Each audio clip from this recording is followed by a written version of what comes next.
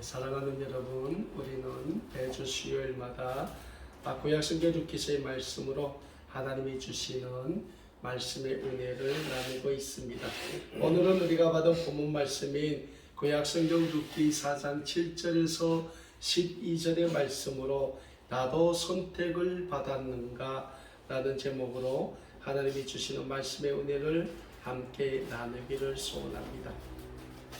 우리가 계속하여 룻기서의 말씀을 통하여 배우고 있는 것처럼 룻기서는 모압이라는 한 이방 나라에서 태어나 살던 룻이라는 한 이방 여인이 하나님의 은혜로 온 인류 구원을 위한 하나님의 구원의 통로, 하나님의 축복의 통로로 쓰임받는 모습을 기록한 말씀입니다.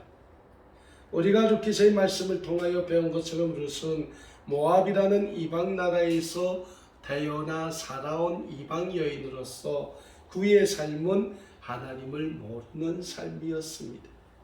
그러한 룻이라는 한 이방 여인이 온 인류 구원을 위한 하나님의 위대한 구원의 통로로 쓰임받을 수 있었던 것은 하나님께서 룻이라는 한 이방 여인을 온 인류 구원을 위한 하나님의 구원의 통로로 선택하셨고, 그러한 하나님의 위대한 구원의 계획에 룻이 전적으로 순종하여 자신의 모든 것을 드렸기 때문에 가능한 일이었습니다. 사랑하는 여러분, 룻은 하나님을 모르는 여인입니다. 그러한 룻이라는 한 이방 여인이 온 인류 구원을 위한 하나님의 구원의 통로로 선택받을 수 있었던 것은 자신이 태어나 살아온 고향, 자신의 부모, 형제, 자신의 모든 삶의 터전이 있던 고향 땅이 모압을 떠나서 시어머니 나오미와 함께 하나님의 백성으로 살기를 결심했던 그 순간부터였다라고 말씀드릴 수 있습니다. 우리가 알고 있는 룻이 어떤 여인입니까? 룻은 하나님을 모르는 여인입니다. 그러면 룻은 왜 하나님을 모르는 삶을 살았습니까? 그것을 룻이 태어나 살았던 모압이라는 나라는 하나님을 모르는 나라였고, 따라서 모압에서 살고 있던 모든 사람들 역시 하나님을 모르고 이방신을 믿었기 때문입니다. 마치 우리 자신이 우리 고향 땅에 태어나 하나님을 모르고 김일성, 김정일, 김정은을 우상 숭배하면서 살아온 것과 똑같은 삶을 룻이 살았다 해도 과언이 아닙니다. 그런 삶을 살았던 룻이 유대 베들레헴에서 모압으로 이주해온 엘리멜렉이라는 베들레헴 사람의 집에 둘째 며느리로 들어가면서 하나님을 알게 됩니다. 그러나 하나님을 떠나 이방 나라의 모압으로 이주한 엘리멜렉의 가정은 모압에서 비참한 삶의 결과를 맞이하게 됩니다. 모압으로 이주한 지 10년도 안 되어 엘리멜렉과 두 아들인 기론과 말론이 세상을 떠나고 그 엘리멜렉의 집에는 가부 3명만 남게 됩니다.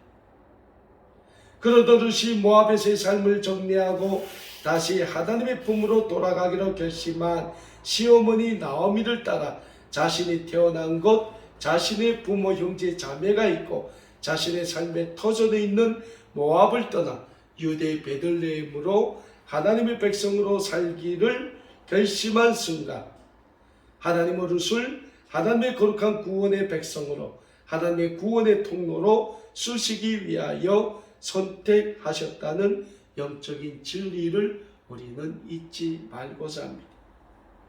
그래서 신약성경 마태복음 10장 40절 말씀에서 예수님은 우리에게 이런 말씀을 주고 있습니다.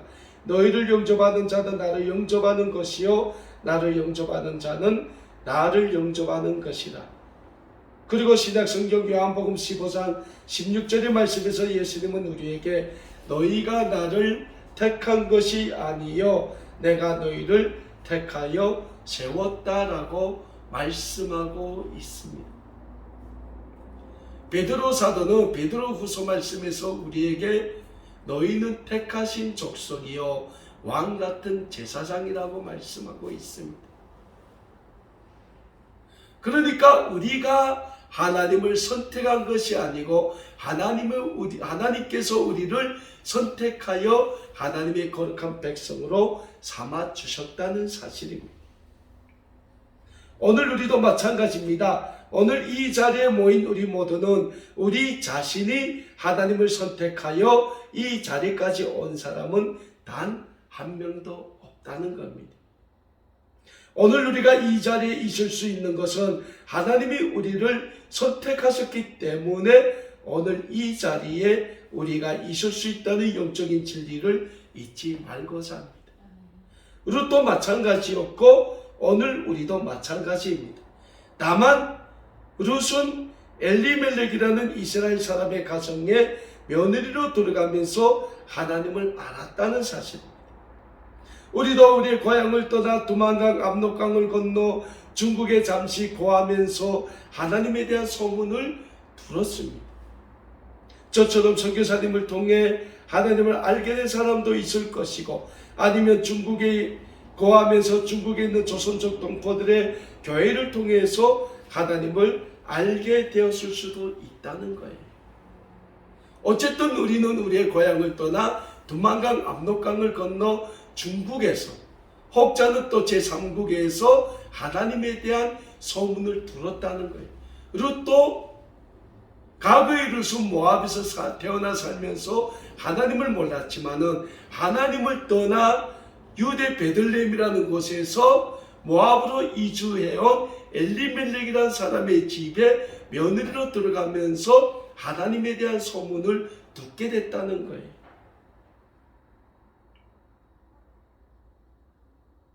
근데 우리가 하나님의 그 소문을 들었을 때 우리는 몰랐지만은 하나님은 그 순간 우리를 선택해 주신다는 거예요.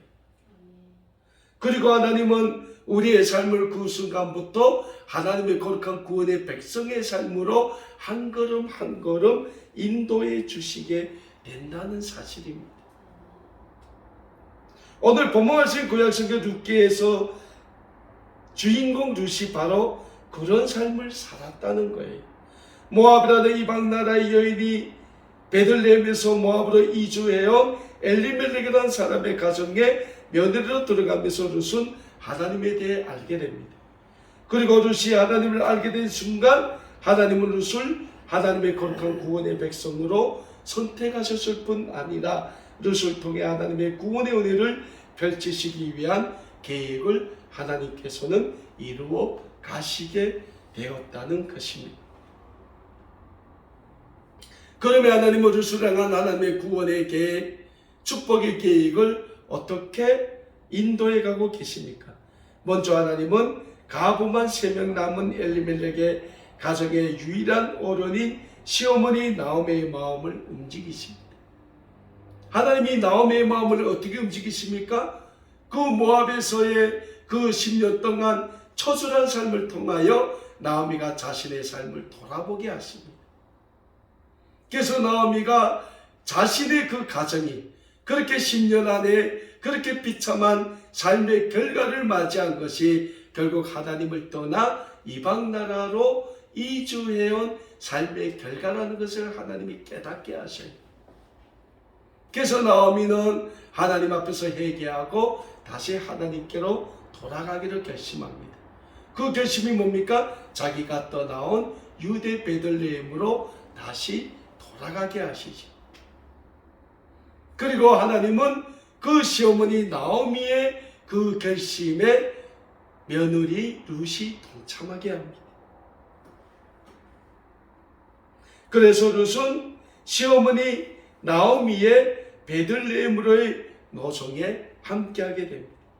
그런데 사랑하는 여러분, 룻이 시어머니 나오미의 베들레헴으로의 노송에 동참하기 전에 하나님은 룻을 통하여 하나님에 대한 자신의 신앙 고백을 하고 시어머니 나오미의 베들레헴의 노송에 동참하게 했음을 우리는 룻기서 1장 16절과 17절의 말씀을 통하여 배웠습니다. 자, 구약성경 룻기 1장 16절과 17절에 기록된 룻의 신앙 고백입니다. 룻이 이르되 내게 어머니를 떠나며 어머니를 따르지 말고 돌아가라 강건하지 마옵소서. 어머니께서 가시는 곳에 나도 가고 어머니께서 머무시는 곳에서 나도 머물겠나이다. 어머니의 백성이 나의 백성이 되고 어머니의 하나님이 나의 하나님이 되시리니 어머니께서 죽으시는 곳에서 나도 죽어 거기 묻힐 것이라. 만일 내가 죽는 일 외에 어머니를 떠나면 여호와께서 내게 벌을 내리시고 더 내리시기를 원하나이다 하는지라. 룻이 자기 고향 베들레헴으로 돌아가는 시어머니 나오미와 함께 그 베들레헴의 그 노석에 동참하기 전에 시어머니 나오미에게 어떤 신앙 고백을 합니까? 어머니의 백성이 내 백성이 되고 어머니의 하나님이 내 하나님이 됩니다. 어머니가 죽는 곳에서 나도 죽고 그곳에 묻힐 것이다. 내가 어머니 앞에서 한 이 약속을 어기는 날에는 여호와께서 내게 벌을 내리시되 더 내리시기를 원합니다 라는 위대한 신앙 고백을 한다는 거예요. 사랑하는 여러분이 얼마나 위대한 룻의 신앙 고백입니까? 사실 룻이 시어머니 나오미를 따라 베들레헴으로의 노석에 동참할 당시 룻의 신앙이 그렇게 위대한 신앙은 아니었습니다. 그럼에도 불구하고 하나님이 룻을 선택하셨고 성령님이 룻의 마음을 주장하시면서부터 룻의 삶은 룻 자신의 삶이 아닌 하나님이 주장해 주시는 삶이었기 때문에 룻의 입에서는 그러한 위대한 신앙의 고백이 우러나올 수 있었던 것입니다. 사랑하는 여러분, 오늘 우리의 신앙생활도 마찬가지입니다. 오늘 이 시대를 살아가고 있는 우리 자신도 하나님의 주권적인 섭리 안에서 하나님의 거룩한 구원의 백성으로 선택함을 받은 그 순간부터 하나님은 성령님을 통하여 우리의 삶을 하나님의 구원의 계획 아래 아름답게 인도해 주시고 주장하여 주신다는 영적인 진리를 우리는 한순간도 잊지 말고자 합니다. 그러면 하나님은 룻을 선택하셨습니다. 그리고 룻을 선택하신 하나님은 그 룻을 하나님의 거룩한 백성, 하나님의 온 인류 구원을 위한 축복의 통로로 사용하셔야 하지 않습니까? 그러면 하나님께서는 그 룻을 향한 그 위대한 계획을 어떻게 사용해 가셨습니까? 하나님은 다름 아닌 유대 베들레헴에서 살고 있는 엘리멜렉의 친척인 보아스라는 한 사람을 통하여 룻을 향한 하나님의 거룩한 구원의 계획을 실행시키고 계심을 우리는 말씀을 통하여 배우고 있습니다. 먼저 하나님은 보리 추수가 한창이던 유대 베들레헴의 보리밭에서 보아스와 그 보아스의 보리밭에서 이삭 죽기를 하던 룻과의 만남을 허락해 주십니다. 그리고 하나님은 보아스로 하여금 룻에게 이 세상 사람들은 알 수 없는 최고의 관심과 배려를 베풀도록 주장하십니다. 하나님은 보아스로 하여금 자신의 보리밭에서 보리 이삭을 줍고 있는 룻이 더 많은 보리를 이삭 줍기로 할 수 있도록 추수하는 일꾼들에게 가끔 보리를 한 큼씩 홀리도록 합니다. 그리고 보리 이삭을 줍던 룻이 목이 마르면 보아스는 자신의 보리밭에서 추수를 하는 일꾼들이 마실 물을 룻이 함께 마시도록 배려해 줍니다. 나아가 보아스는 자신의 밭에서 일하는 일꾼들이 먹는 식탁에서 룻도 함께 식사를 하도록 배려해 줍니다. 보아스가 자신의 일꾼들이 먹는 식탁의 자리에 룻을 초대해서 함께 식사를 하도록 또한 배려해 줍니다. 사랑하는 여러분, 보아스가 룻을 자신의 일꾼들이 먹는 식탁의 자리에 초청했다는 것은 룻을 풍성한 교제의 자리로 초청했음을 뜻하고 있습니다. 이렇게 룻을 향한 보아스의 관심과 배려는 이 세상의 기준과 이 세상의 관점으로 보면 도저히 불가능한 일이라고 할 수 있습니다. 왜서입니까? 우리가 흔히 살아가고 있는 이 세상을 보면 어느 누가 자신이 땀을 흘려 농사를 지은 밭에서 이삭을 줍는 사람에게 자신의 열매를 더 이삭 줍기로 하라고 남겨주는 사람이 있습니까? 없다는 거예요. 그것도 자신과 자신의 일꾼들이 먹는 식사의 자리에 그 이삭을 줍는 여인을 초청하여 함께 자신이 먹는 음식을 나누는 사람도 없습니다. 아마 요즘 시대라면 우리 그리스도인들도 이 보아스처럼 이런 관심과 배려를 자기와 상관없는 그 이웃에게 행할 수 없다는 거예요. 그러나 보아스는 그렇게 했다는 사실입니다. 다시 말씀드리자면 룻을 향한 보아스의 관심과 배려는 죄인된 우리 인류를 향한 하나님의 구원의 관심과 배려를 보여주고 있음을 우리는 잊지 말고자 합니다. 그런데 사랑하는 여러분, 룻을 향한 하나님의 구원의 계획, 축복의 계획은 여기서 끝나지 않는다는 사실입니다. 룻을 향한 하나님의 구원의 계획, 축복의 계획은 보아스와 룻과의 결혼으로 이어지고 있음을 우리는 전 시간과 오늘 받은 본문 말씀을 통해 잘 알 수 있게 됩니다. 전 시간에 우리는 룻기 4장 1절에서 6절의 말씀을 통해 보아스가 자신보다 먼저 룻을 통하여 룻의 남편인 말론의 뒤를 이을 후사를 남길 책임이 있는 엘리멜렉의 친척을 만나기 위해 베들레헴 성읍에 살고 있는 10명의 장로들을 초청하고 그 친척을 만나 룻으로부터 후사를 이을 책임감에 대해 질문하고 엘리멜렉의 친척이 룻으로부터 후사를 이을 때 자신의 기업에 손해가 되어 그 책임을 보아스에게 넘기는 모습을 말씀을 통하여 배웠습니다. 그리고 계속하여 오늘 우리가 받은 본문 말씀인 룻기 4장 7절에서 12절의 말씀은 보아스가 10명의 장로들과 베들레헴에서 살고 있는 백성들 앞에서 그 친척과 확인한 약속을 증거로 삼고 있는 모습을 기록하고 있다고 할 수 있습니다. 그러니까 오늘로 비유하자면 보아스보다 룻으로부터 말론의 후사를 이을 책임감이 있는 엘리멜렉과 더 가까운 친척과의 대화를 통하여 룻으로부터 후사를 이을 책임을 가져오는 부분에 대해 법적인 공정을 마무리하는 모습이 오늘 본문 말씀인 룻기서 4장 7절에서 12절의 말씀에 기록되어 있다는 겁니다. 자, 지난 시간에 배운 룻기 4장 6절의 말씀에서 이 룻을 통하여 룻의 남편인 말론이 이으지 못한 그 후사를 이을 책임이 있는 엘리멜렉의 그 가까운 친척이 보아스에게 뭐라고 합니까? 나는 룻을 통하여 후사를 이으면 내 기업에 손해가 있으니 나는 못하겠다. 그러니 보아스 내가 해라. 이렇게 얘기를 합니다.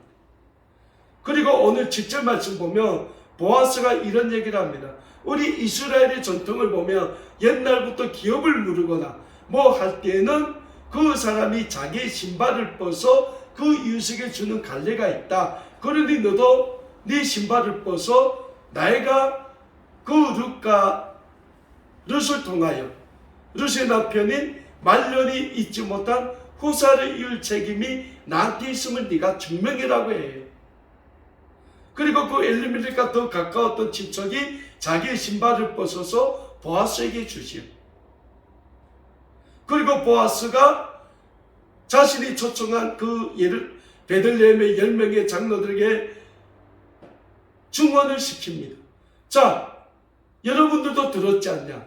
저 사람이 룻으로부터 후사를 뭐 있겠다고 하니 그 다음 차례에 내가 룻을 사서 룻을 내 아내로 맞이하여 룻으로부터 말론이 잊지 못한 후사를 내가 잊겠습니다. 라고 얘기를 해요. 그랬더니 그 자리에 초청된 베들레헴의 10명의 장로들과 베들레헴의 사람들이 보아스에게 뭐라고 합니까? 우리가 오늘 이 일의 증인이 되겠다.